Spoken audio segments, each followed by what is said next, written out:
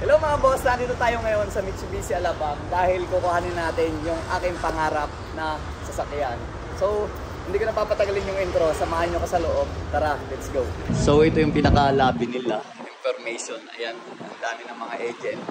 At syempre, ito yung gustong-gusto ko nung bata pa ako kasi yung gusto ko, magkakamping ako, gamit ko to pang outdoor, mag-camping, tapos lalagyan ko dito ng anong tawag dito, pinakabubong pagka namamahinga ako. And then ito yung kargaan sa likod. Siyempre, ito si Ma'am Joy. Ma'am Joy, ito ba yung 4x4? Yes. No, 4x4. GLS, Triton GLS.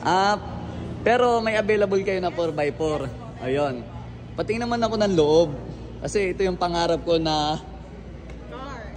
sasakyan. So, ang ganda. Ayan. Touchscreen na to? Yes po. Magkanong price nito? 1,580 to po. 1,582,000. So, ganito na yung kulay, pearl white na. Ito yung paborito kong kulay, hindi siya ordinaryong puti. Kaya sa makintab dahil pearl white.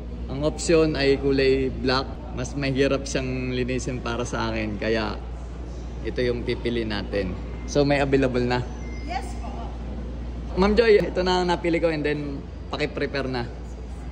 Okay, ipaprocess na yung papers and then perma na lang tayo. Hi, Boss Vic. Ready to release na po yung sasakyan natin. Nasaan? Ito po. Ito? Ayun na po. Nasaan? Sigurado ka? May ribbon eh. May ribbon eh.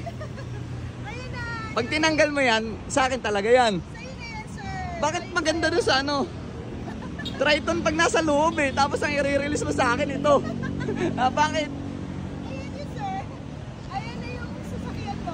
As in? Yes. Legit talaga. Legit na legit. O sige, pwede na to. Sasakyan pa rin to.